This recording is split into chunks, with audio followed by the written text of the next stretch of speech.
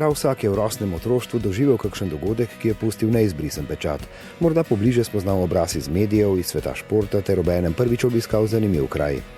Tudi otrokom iz nogometnih vrtcev, ki so bili gostje Nacionalnega nogometnega centra na Brdu, bo doživetje zagotovo ostalo v prijetnem spominu.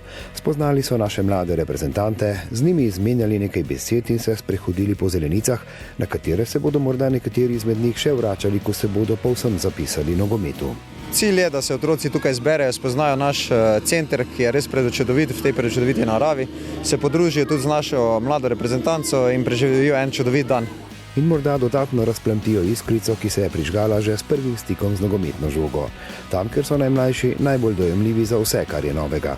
V vrtcu za veliko otrok zanima nogomet, smo pa res samo v eni skupini pilotno izvedli ta nogometni vrtec. V tem šolskem letu otroci so izredno zadovoljni, tako da se morda še razširimo v naslednjem letu v druge oddelke. Načeloma v vsakem MNZ-ju en vrtec, v letošnjem letu smo imeli vključenih 10 vrtcev, v vsakem vrtcu pa različno število otrok, ampak letos jih je bilo vključenih približno 400. Otroški živžav je bil prijetna popestritev običajnega delovnega dne v Nacionalnem nogometnem centru, kjer zelenice le redko samevajo. In ko je bilo vzdušje na vrhuncu, so se otroci sprostili ter tudi sami predstavili, zakaj je lepo igrati nogomet. To, ker je zabavno. Pa trenirjam doma, pa na igrišču. Meni je tako dobro igrati nogomet zato, ker lahko daješ proste gole, če ni igralca noter, pa takoj daš gol. Zato, da lahko vsak dan dobim medaljo, da lahko zmagam vsak dan. Pa imam že veliko pokalov pa medalj doma. Meni je zabavno igrati nogomet zato, ker brcaš žogo v gol.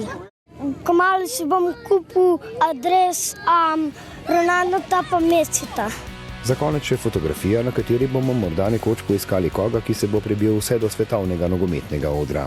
Vzpodbuda je sprožena, ideja je dana, na tistih, ki so njihovi najbližji sopotniki na poti odraščanja je, da v njih prepoznajo željo po nečem več.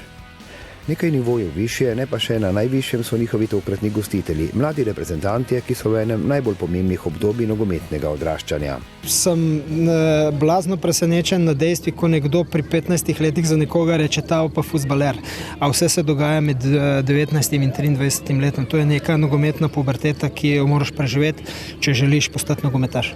Selektor mlade reprezentance je pred pomembno nalogo, saj ima v rokah generacijo, ki jo bo moral brez kvalifikacijskih tekem pripeljati na evropski nogometni oder, ki ga bosta leta 2021 postavili Slovenija in Madžarska. To je tako, kot da bi zamenjal čip.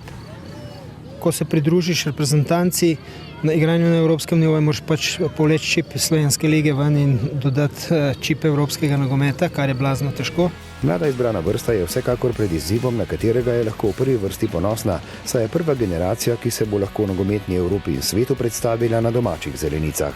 Priložnost zanje, priložnost tudi za vse, ki se premalo zavedajo, kako težko se je v globalnem športu prebiti med najboljše. Slovenija je pač dežela, v kateri težko ljudje pohvalijo neke stvari, ampak Evropsko prvenstvo je možnost, da ti sam sebe ovekovečiš in da ti sam sebe postaviš na evropsko karto zemljevida nogometa. Krizno in solze, če si sposodimo zgodovinsko prispodobo, peljejo tja. Domače prvenstvo je priložnost tudi za Slovenijo.